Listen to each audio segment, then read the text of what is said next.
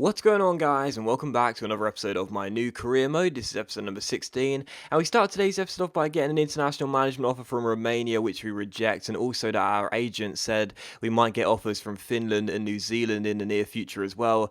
Obviously, I mentioned in the last episode, and I mentioned it a couple of times now, international management is a nice little side story, and is nice to do every now and then, but I'm not interested in taking an international offer, at least for the time being, unless it really interests me. As you can see by the league table, 11 games to go. We are just 1 point behind Juventus right now, our rivals, and I don't want to be thinking about an international team whilst we've got a great opportunity to possibly win the league title in our first season with Torino. But still, we take on Lazio for the first game of today's episode here on the back of our win against Parma, and we had to make a lot of changes due to fitness reasons, but the first incident fell here in the 13th minute. I thought we could have got a penalty as Poloski got taken down from behind there. The Lazio player did win the ball, but only by coming through Poloski. Thought it could have been a penalty, but the referee said no. From the corner that was crossed in, the goalkeeper clears it away with the punch, only as far as Danilo, whose shot goes just over the bar and behind for a goal kick, and it was still 0-0. But a pretty fast start from Torino, but just a couple minutes later we retain possession here with Florenzi finding Martinez. We pass the ball around, just keeping hold of that ball, not giving the ball away whatsoever, and as Danilo goes down the right hand side here, he takes it round his man with a quick little step over,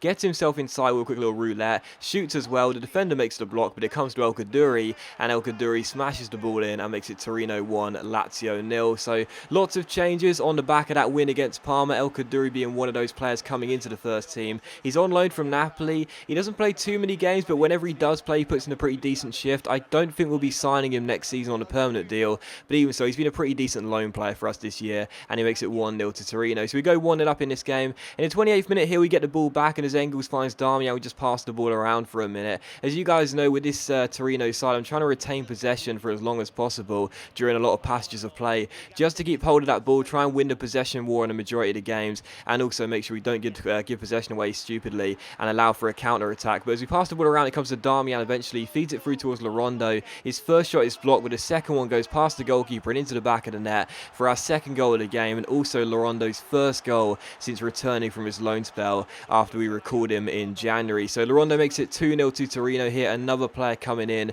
from the game against Parma, his first goal back since the loan spell, and it is Torino 2, Lazio 0. So 2 goals up in this game, and in the first half really it was all Torino. I thought we should have had a penalty as well. We were 2 goals up and really looking quite strong, dominating the possession war as I wanted to do so, playing really good football. El Kaduri here plays a good through ball towards Martinez, who has a great chance to make it 3-0, and he succeeds in doing so as well. The Venezuelan smashes the ball past the goalkeeper, makes it Torino 3, Lazio 0. And it was a first half in which, there weren't, an abundance of chances. There weren't like 10 or 15 opportunities for us, but every time we went forward, we looked as though we would score, and 9 times out of 10 we did. So Martinez makes it Torino 3, Lazio 0. We had to wait until the 74th minute for another chance though, but it would again come to us as El Kaduri finds Lorondo, who scored our second goal, chips it through to Martinez, who scored our third goal. He has a chance to score our fourth goal, and he does score our fourth goal. Martinez gets his second of the game, makes it Torino 4, Lazio 0 with 15 minutes to go, and the game was already looking like it was going to be ours, and it definitely is now. So a great little finish by the Venezuelan there, nods the ball on with his head,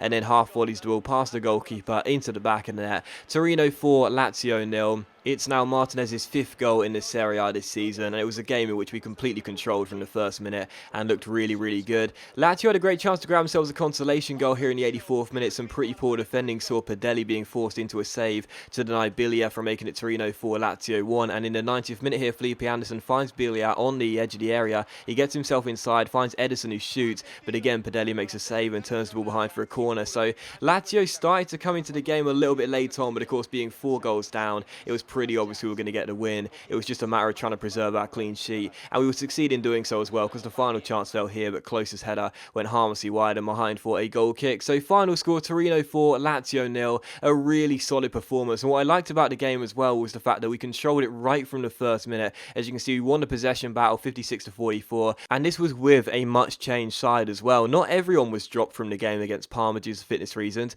but quite a few players missed out in this game. There were players like Martinez and Lorondo and El Kaduri getting starts in this game when they usually wouldn't have done so, but they performed really well, and I thought that was a really good thing as well, because this season, with this Torino side, as you would have seen by the squad we have, there's quite a lot of players that, don't really seem like they're going to be in this Torino side for a long period of time. After the first couple of seasons, they'll probably be gone. I'm talking about the players like, obviously, Rondo in this team. El Kaduri's on loan, of course, but they all do really well whenever they come into the side. So I was really impressed with the performance in that game from all the players, really, and a sign that even though we don't have the most depth in the league for squad depth, we've still got some okay players that do the job whenever they're called upon, and that was a game which showcased that. Still following out, we had an international management offer from Poland. We said no.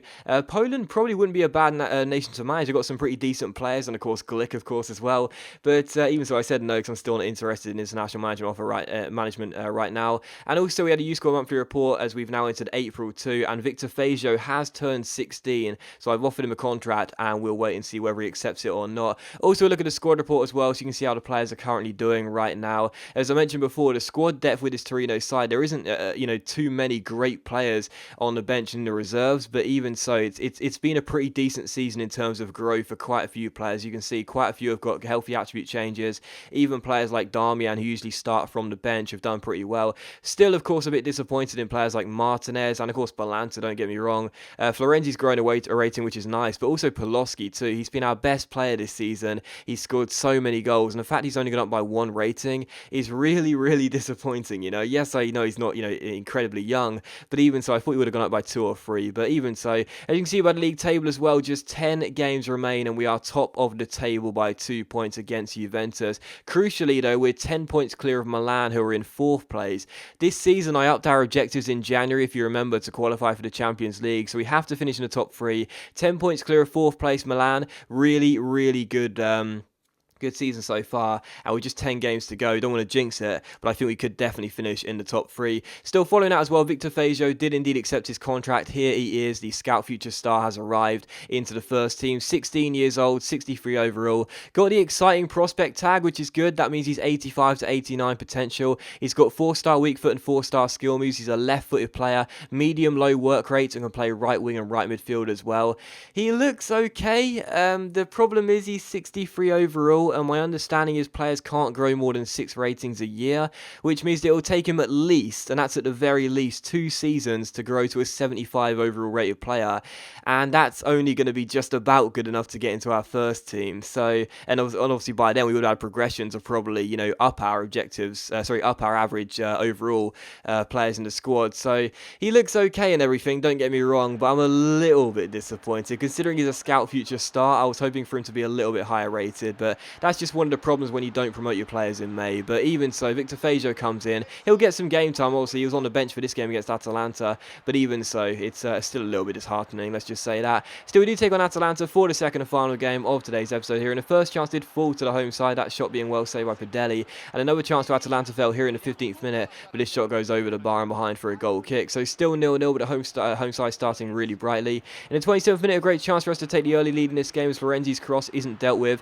Gabbiadini backheels towards Benassi, but the shot goes just over the bar and behind for a goal kick. So still 0-0, but both sides having a relatively bright start. And in the 43rd minute, a good chance from this free kick. It's crossed into the centre. Florenzi wins the header, but it goes over the bar and again behind for a goal kick. So still 0-0 in this game going into the break. The final chance of the first half would fall here as Gabbiadini holds onto the ball, plays it through towards Florenzi. Nice piece of skill, but the shot was a letdown. It goes into the side netting and behind for a goal kick. So still 0-0 going to the break. 7 minutes after the restart, though, a good chance for Atalanta to take the lead as Gomez goes down the right-hand side. Muru is nowhere to be seen, and Gomez has a free space to cross the ball in. He succeeds in doing so, finds Mora, but it's a really good save by Fedeli, and we managed to get the ball away. So still 0-0 in this game, but Atalanta playing very, very well. And he had another good chance here just past Jalmark as my defending was atrocious. It finds Mora and Fedeli makes the save and Maximovic clears. So still 0-0. And Atalanta, a side currently sitting just in the final relegation place. They were not playing like a side that are going to get relegated at the end of the season. They were doing very well indeed. And my finishing was really poor whenever I did get inside and had a chance there. That